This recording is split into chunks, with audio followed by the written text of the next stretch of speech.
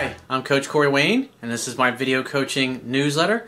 And the topic of this newsletter is going to be the top reasons why men get rejected. Well, I've got a compilation, I think it's about 32 different reasons that I see that are the most common reasons why the average guy gets rejected. Now, this is after having done thousands of hours of coaching sessions from men all over the world and answered thousands upon thousands of emails over the years. So this will really give you a good idea of the common things to avoid, so instead of getting rejected, you actually are able to seduce the women that you've got chances with. Because what I see most often is that guys are just doing things, and a lot of times they don't realize they're doing it, and sometimes they do, but it's like they can't help themselves. And it's like, so when I talk to them on the phone and they tell me what's going on, what they're doing and saying, I can point out exactly where their behavior is going wrong and what they need to do differently. So before we get into it, I got a quote that I'd like to share with you. And it says, being successful in life is as much about knowing what to do as it is about doing what you know and doing it well. Excellence comes from learning good knowledge from those who know, modeling their success, and successfully applying their wisdom. Knowledge is only potential power. If you don't apply what you know, you have no advantage over the person who doesn't even know the knowledge in the first place. Much in the same way that a person who doesn't read any good books has no advantage over the person who can't read them. That's definitely something to think about. So let's get into, let's just go through the list here. I'm going to post this obviously on my website in the actual article, so you can go through these items here. And the first one is talking too much. Because at the end of the day, nature's already taken care of attraction. You like her, she likes you, and then typically what happens is guys just start talking and talking and talking about themselves. They get nervous, they start telling stories, and they don't ever take the time to start asking a woman questions, getting to know her and know what she's about, or bringing up fun, interesting topics. And literally, she's attracted to you, and because you're talking too much and not asking her anything, it's like you literally, and then you talk too long. And then you literally talk her right out of liking you, and that's what happens with the average guy. The second one is not getting to the point and dithering. Whether it's setting dates on the phone or just talking and rambling on and never really making something happen. I was talking to a client the other day, and he went through maybe a dozen different scenarios with a dozen different women that he's dated over the past couple of years, and where he went wrong. And as I was listening to him on the phone talk, he tends to just go around in circles, and as he was sharing what was going on, he was not getting to the point. He's talking too much on the phone, not actually getting around to a date, and he'd have multiple phone calls, 2 or 3 phone calls with a woman before he ever got around to asking them out. And he said the weird thing was these girls were all interested in him to start with, and after usually the second or third date, he's doing something to totally screw up his chances. So the second one is not making definite dates or plans. Talking on the phone, you get in the habit of basically becoming her therapist or her gay male girlfriend. Another one is, again, it's talking on the phone too much instead of actually making dates. The next one's talking in circles to mask your interest. You start complimenting a girl on her nails or the way she's dressed, and then instead of it coming across as being an authentic compliment, what basically comes off is like you're psychoanalyzing her, or if you're just rattling off one question after another, the same kinds of questions that she hears all the time, instead of asking interesting questions or wanting to know what she's passionate about, what her interests are, the kinds of things that she likes to do for fun. Because like for me personally, those are important questions because I want to hear what her answer is. I want to know what kind of a woman I'm dealing with. I want to know what kind of a sense of humor is. Is she very easygoing? Is she very laid back? Can I pretty much say anything I want to her without her getting offended? Or is she going to feel insecure and offended at pretty much every other word that comes out of my mouth? Or find out whether or not the girl's actually interesting and fun, because you don't want to go out on a date with somebody that's just boring. By talking and asking the right kinds of questions up front, like I've talked about, I did a video a couple of weeks ago about good questions to ask that create attraction. instead of talking about things that are boring and dull, you can actually go through questions to determine what the girl's really like. Because the last thing you want to do is get into like a middle of the date or 10 minutes in on a date and you realize, fuck, this girl's boring. I don't like her goals. I don't like her values. Or I don't care for her lifestyle or the kinds of people that she hangs out with.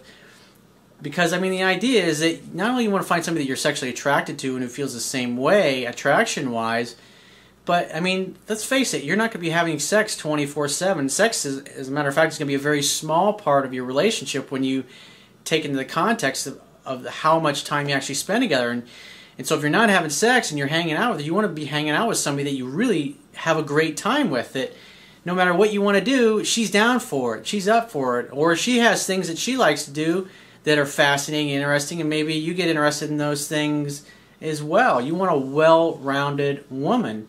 Because, you know, especially if you're going to be with somebody for several years, you don't want to get bored after the first week or two. And you see that a lot in restaurants. A lot of older couples are just sitting there, not really, you know, I remember recently, I was sitting there and having lunch, and the old guy's reading a fucking paper, and his wife's right across from him. She's reading a magazine. And I didn't see, the only time the two of them spoke the whole time was to talk to their waiter when he came over to get their order or whatever. I mean, it's just like, I mean, obviously the romance died in that relationship a long time ago, and there's obviously no passion there. They're just kind of hanging out as roommates. They're really more friends or roommates than anything else. The next one is not practicing your pickup or dating skills until you meet the ultimate woman. In other words, guys read my stuff and they watch all my videos, they read all my articles, but they never talk to anybody. They never go out there and they never practice any of this stuff. So when a woman comes along that just totally knocks their socks off, they just totally freeze up. I had an email from a guy just last week that happened. Girl sat down right next to him, started asking him questions, opening him up. She was really interested, and he just turned into like a piece of petrified wood because he was just scared to death inside. And then after a few minutes, she was like, wow, there's nothing really happening here. She got up and walked away, and he's all pissed off at himself. And I just said, it's like, dude, you weren't prepared because you never practiced, and that's what happens. And so the idea, and like that brings up the next one, not being social or friendly. You want to be friendly and social and talk to people wherever you go. You want to get in the habit of talking to strangers. I was at my chiropractor friend's office today getting some adjustments, and one of his new patients was after he got done really doing some really good and intense entrainments with her. And he says this a lot to people. He's like, talk to strangers. I mean, really, because you want to be more present with people. You want to get in the habit of striking up conversations, because that way when you meet somebody you really like, it's something you do all the time. It's like breathing. You don't have to think about it. But if you don't talk to anybody and you're shy and you don't practice this stuff, and then a woman comes along you really like, then you're going to freeze up, and then for the next 2 weeks you're going to be kicking yourself because you didn't say anything, because you froze up. You got to be prepared. The only way you get prepared is to practice. There's like that old quote, I can't remember who said it. It's like, most people have the will to win, but few people have the will to prepare to win. So if you want to win with women, you got to prepare and practice in order to be ready.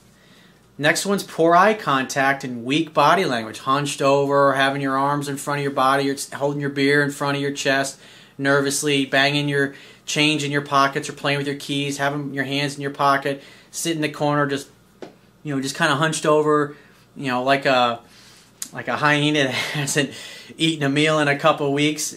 You look weird and creepy doing that. Or like eye contact. Some guys just have a hard time making eye contact with a woman. If you just look away right away, down like that, when a girl makes eye contact with you, and because women have a lot of confidence, they'll look you and they like you, they'll look you right in the eye and they won't look away, and they'll just keep smiling, waiting for you to do something. And if you just look away, that communicates submissiveness and a total lack of confidence. The next one's communicating directly or indirectly that you expect to be rejected. A lot of guys do that. It's just the things they say. It's like they've kind of presupposed that they're going to get rejected, and so they're looking for it. And so when they see evidence of it, they confront the girl about it. And all it does is make them look weak, and like they don't perceive themselves as having any kind of value. And women are that's how they're going to treat you. Being impatient with women. or getting upset that they don't do the things that you want them to do. It's like wondering when she's going to be your girlfriend when you're still on the first date, or even before you've gotten on the first date, or when you can bring that subject up, or expecting her to want you more than she does. I mean, it takes time for a woman to fall for you. It's not a process that can be rushed. Women are not light switches. Acting weak, needy, or stalkerish. I've talked about that till I'm blue in the face. That's one of the most common ones. Not waiting for women. This is another big one. Not waiting for women to return your phone calls, texts, or emails. If you leave a message for a girl, or you text a girl, and a few hours have gone by, or even a few days have gone by, and then you call her again, that's going to communicate that you're weak and that you got nothing else going on in your life. And when a guy starts doing that, when a girl blows him off, because sometimes women will purposely not call a guy back to see what he does.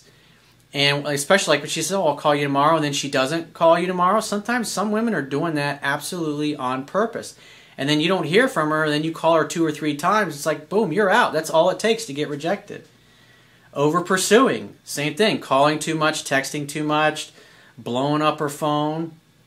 A lot of guys do that. The ratio should be 20 to 30% should be done by the guy, initiating-wise, and 70 to 80% should be done by the woman. And whenever it's out of whack, the woman's attraction never gets to the point where she falls in love with the guy. Not giving women time and space for their attraction to go. Again, it takes time. Women, it's a scientific fact that women are more attracted to men whose feelings are unclear. And while you've got to give her this space, and that's what over pursuing and those kinds of things. It's like putting a cake in the oven, and you keep opening the door every 5 minutes. You're going to totally ruin the cake when all the hot air comes out of the oven. It's the same thing with the sexual tension. Not acting like or being a leader. Waiting for the woman to make decisions instead of being direct and leading the interaction to a successful conclusion ultimately in the bedroom. It's up to you to do that. Asking women what they want to do instead of inviting them to join you for fun. Plan the date, and when she asks you what you're going to do, just say, no, it's none of your business. You'll find out when we get there. I got a great place planned. Women love mysterious guys. They love mystery. They love going out on a date and just relaxing and just having a great time and letting the evening unfold. Getting butthurt when women don't do what you expect, when they don't meet your expectations, getting mad or confronting them or creating awkward moments because in essence you feel needy or insecure that you're going to get rejected. Expecting women to make the date or a first move.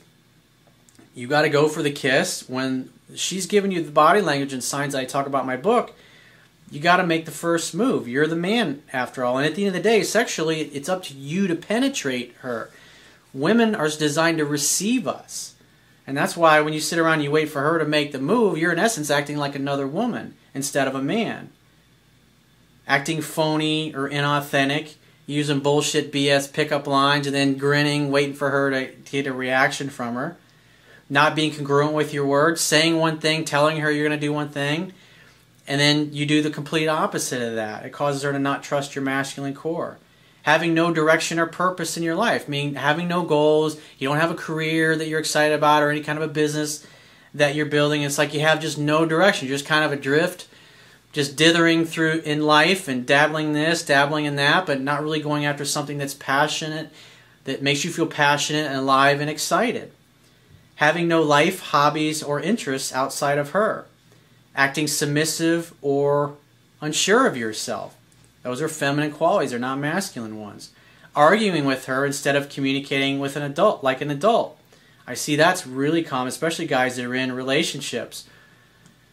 Not standing up for yourself or setting boundaries, letting her walk all over you. Being too serious instead of being fun and playful.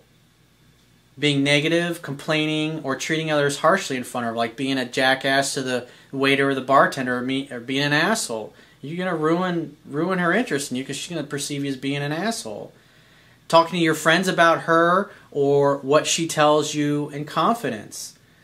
Women want to know that if they tell you something, you're not going to go and blab to everybody. Or when you ask all of your friends advice and you tell them everything that transpired on the dates, especially like when you have friends in common, that she'll get back to her, and all it does is make you look weak and give her pause to think, wow, this guy doesn't really get it. And when a woman senses that, she tends to pull away and test you more. Because when a woman senses that you're strong and you don't feel weak or needy in any way, you act like a man all the time, they don't test you because they feel comfortable. When they sense weakness, they back away, they become unsure, they're not as affectionate, their body language changes, their arms start to get crossed, they start to cross their legs, they start to lean back instead of leaning forward towards you at the dinner table, they stop touching you. I mean, these are things that like literally can happen in an instant. Pushing for commitments, relationships, or relationship labels, boyfriend, girlfriend, trying to lock her down to a commitment.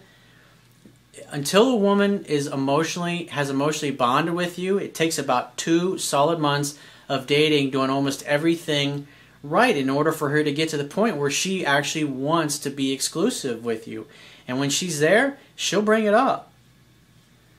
Putting her on a pedestal and acting like you're worthless. Waiting on her hand and foot. Trying to fix her garbage disposal and change the oil in her car.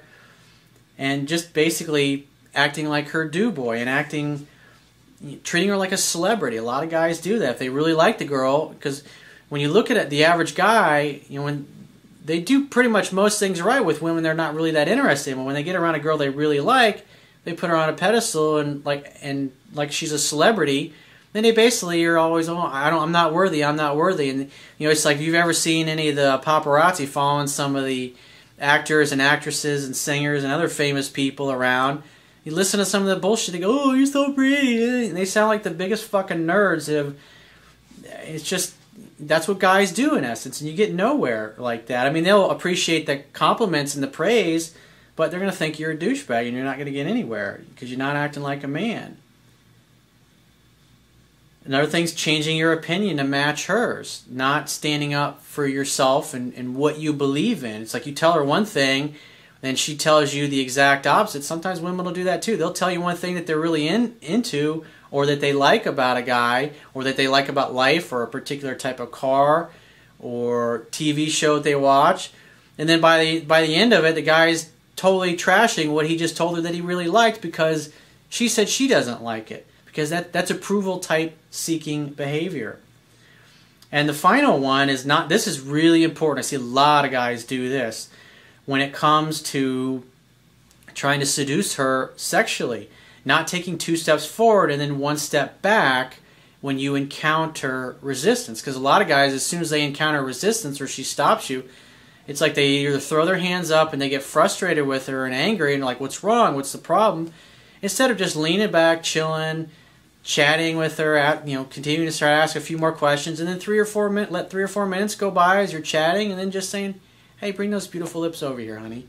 And she'll smile and she'll lean in, you start kissing, you start making out, and one thing leads to another. And what you'll notice when you do that, because what's happening is when a woman gives you resistance sexually when you're trying to seduce her, it just means that you got to slow the speed down a little bit, because what's happening is it's pushing up against her comfort zone. And she wants to feel like she can stop you at any point, and you'll respect that. And as long as you do, you lean back, you chill out, you start asking questions about other topics, giggling and laughing together again.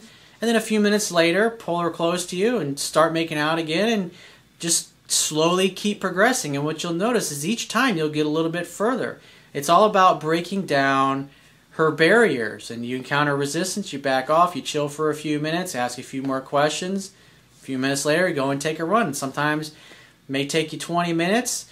Sometimes it may take you 10. And others, it may take an hour or two. It's more of an art than it is a science, but it's the kind of thing that you got to practice. Because if you just give up, then you're not going to get anywhere. You're going to get a really bad case of blue balls. I had a client I was talking to day before yesterday. That he's in that situation. This girl's totally into him, but she stopped him every time he gets to a certain point. His hands wander. Because a lot of guys, what they do is they take their hand and they go right to the pussy. Or they go right to the boobs. Instead of just slowly getting there. And sometimes if you take your time getting there, she still may stop you. And that's when she stops you, take a step back, chill, chat for a few minutes. And then a little while later, the hand continues to wander. And as she feels comfortable, as she feels safe with you, and she feels comfortable to open up to receive you, eventually she'll let you take all of her clothes off and watch you take the rest of yours off, strap on your love glove, and give her the old flesh rocket. That's all it takes. So if you have a question or a challenge or a topic that you'd like to get my help with personally, go to my website, click the Products tab, which will be at the top of your screen, and just follow the instructions for booking a paid phone coaching session with yours truly. And I will talk to you soon.